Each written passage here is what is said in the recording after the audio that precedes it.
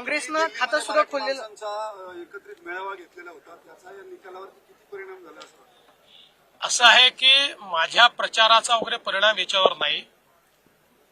लोकांनी मोदीजींना साथ द्यायचं ठरवलं होतं.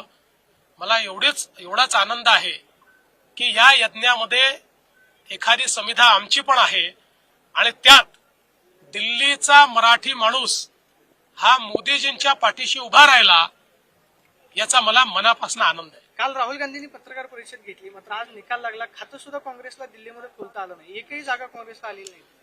मी कालच प्रतिक्रिया दिली होती. राहुल गांधींची कव्हर फायरिंग आहे. त्यांना हे लक्षात आलेलं आहे की दिल्लीमध्ये त्यांना काही मिळणार नाही.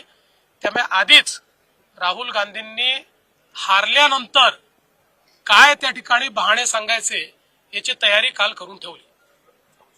पुण्याच्या पूर्व भागातील 1938 पासून ग्राहकांना गुणवत्ता व सेवेची हमी असलेले अग्रवाल स्वीट्स म्हणजे नुसती परंपरा नाही तर चोखंदळ खवयांसाठी मेजवानी आहे. स्वर्गीय मुन्नालाल अग्रवाल यांच्या प्रदीर्घ वारसा सांभाळत अग्रवाल कुटुंबियांनी स्वीट्समध्ये ग्राहकांची गरज ओळखून अस्सल तुपातील पदार्थ आणि तत्पर सेवेचा वारसा जपत फूड क्षेत्रात नावलौकिक मिळवला आहे. हडपसर, गाडीतळ व आकाशवाणी रविदर्शन येथील अग्रवाल स्वीट्सच्या शाखेला नक्की भेट